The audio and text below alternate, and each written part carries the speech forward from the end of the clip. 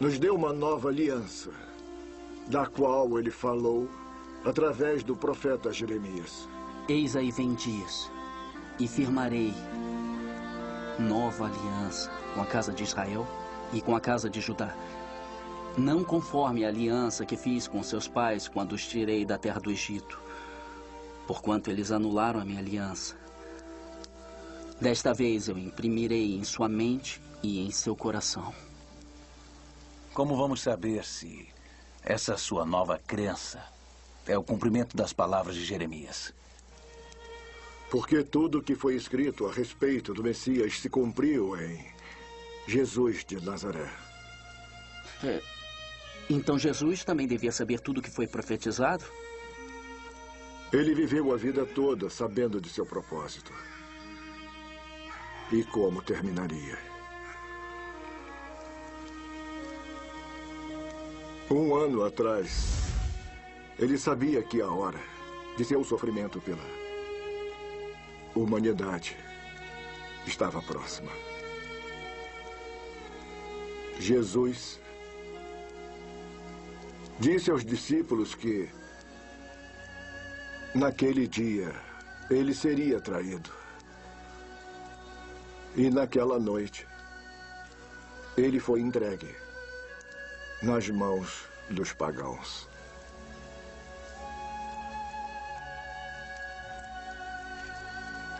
Eis aqui o pão asmo. Este é o pão da aflição que nossos pais comeram na terra do Egito. Sempre que houver um faminto, que ele venha comer. Sempre que houver um necessitado, que ele venha comer matzá. Vamos por aqui. Andem. Vamos. Este ano somos escravos. Ano que vem, talvez sejamos homens livres. Porque naquela noite passarei pela terra do Egito e ferirei todos os primogênitos, desde os homens até aos animais. Executarei juízo sobre todos os deuses do Egito com mão forte e grande ira, e sinais e maravilhas. Pães com ou sem fermento. Por que essa noite temos que comer matzá e nas outras noites podemos comer qualquer tipo de verdura? Por que essa noite temos que comer ervas amargas? Nas outras noites não precisamos mergulhar as verduras nenhuma vez. Por que essa noite mergulhamos as verduras 2 vezes? Nas outras noites comemos sentados ou reclinados. Por que essa noite todos ficam reclinados? Seu filho é incrível. Como eu dizia, nós temos um sobrinho incrível. Estava escrito na lei que Deus entregou a Moisés promessas, redenção. Redenção que ele havia planejado para nós. Para aqueles que creram antes mesmo da fundação desse mundo. Já li as escrituras, Judas. Ótimo. Então também sabe que quando nossos ancestrais, Adão e Eva, comeram do fruto do entendimento do bem e do mal, Deus disse que eles conheceriam a morte. É o que está escrito.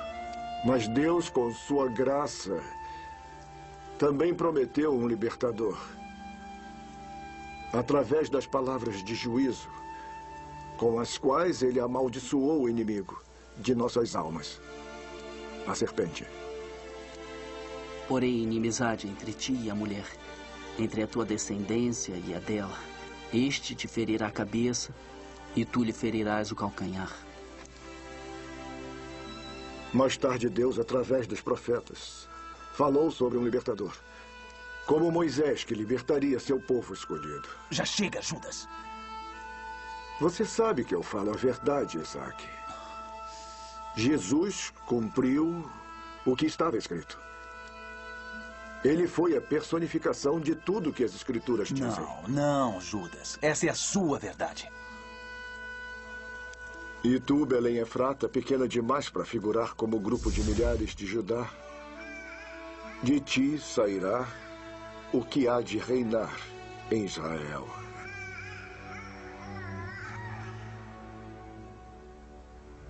O profeta Isaías previu seu nascimento de uma virgem.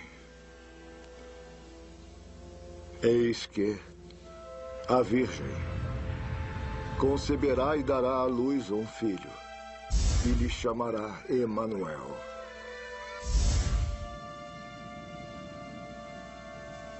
Deus conosco. Para com isso, Judas, para! Eu só estou repetindo o que está escrito nas Escrituras, Isaac. Quantas vezes você mesmo já leu essas palavras?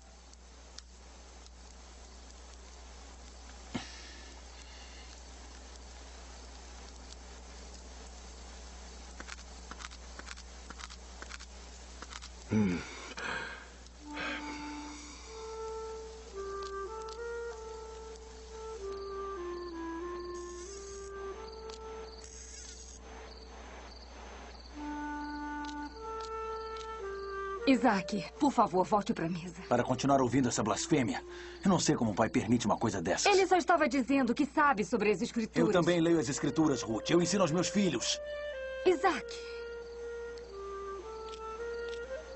Jesus passou por essa aldeia e ressuscitou Lázaro. Estávamos lá, vimos com nossos próprios olhos. Lembram o que aconteceu aqui na última Páscoa? Todos nós vimos a sombra que cobriu a terra quando Jesus morreu. Nós sentimos a terra tremer. O sacerdote nos contou que o véu do santuário se rasgou de cima a baixo. Ninguém pensou que uma coisa dessas seria possível. O que está dizendo? Tudo isso pode não ser mera coincidência.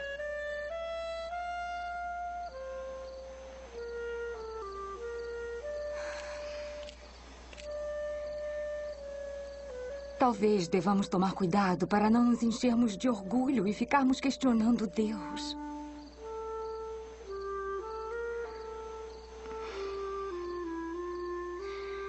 Por favor, volte para lá.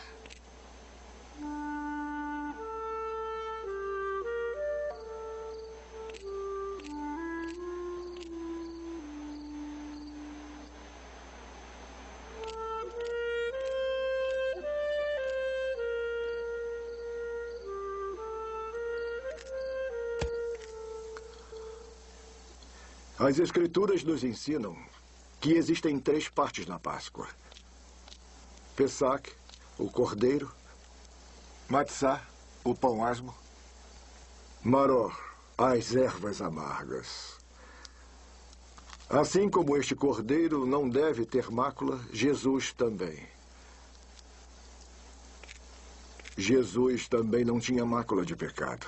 O sacrifício da Páscoa que ele veio cumprir, a lei, Moisés e os profetas já falavam. Vocês sabiam que a hora de sua morte foi exatamente a hora em que o último sacrifício de Páscoa foi permitido no templo? E o que isso tem a ver com a história? Como Isaías profetizou, ele foi a oferta de pecado para a nossa salvação.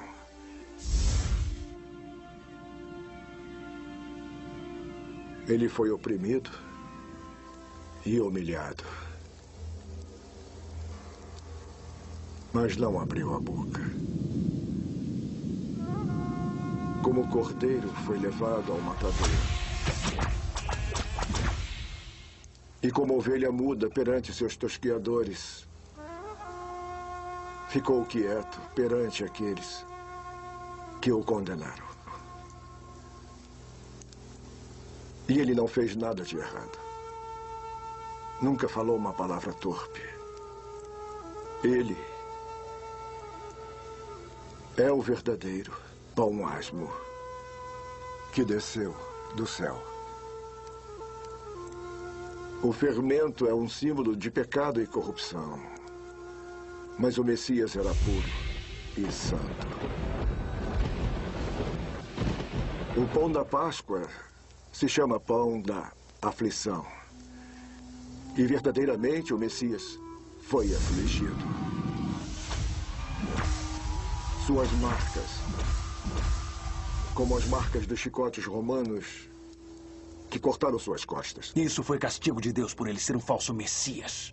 Assim como esse pão foi marcado pelo fogo, Jesus também foi marcado pelo fogo da ira de Deus. Os nossos pecados recaíram sobre ele. Estão vendo os buracos? Como os buracos que os cravos fizeram e a lança que abriu o seu lado. O corpo de Jesus foi partido na morte para que nós tivéssemos vida. As ervas amargas nos lembram o sofrimento que os mestres de escravos egípcios causaram aos nossos ancestrais. Porém, mais do que isso, elas lembram o sofrimento do Messias por nossos pecados. Se ele é o Messias, por que Deus permitiu que ele tivesse uma morte tão humilhante? Você não leu o que Isaías profetizou? Era da vontade de Deus que ele sofresse e sentisse muita dor. O rei Davi profetizou a crucificação de um Messias nos Salmos. Uma súcia de malfeitores me rodeia. Trespassaram-me as mãos e os pés. Repartem entre si as minhas vestes. E sobre a minha túnica deitam sortes. Isso foi escrito 1000 anos antes do nascimento de Jesus. Do mesmo modo que o juízo libertou nossos ancestrais da escravidão no Egito, e assim como o sangue de um cordeiro imaculado livrou nossos primogênitos da morte. Também o sangue de Jesus nos liberta da condenação eterna.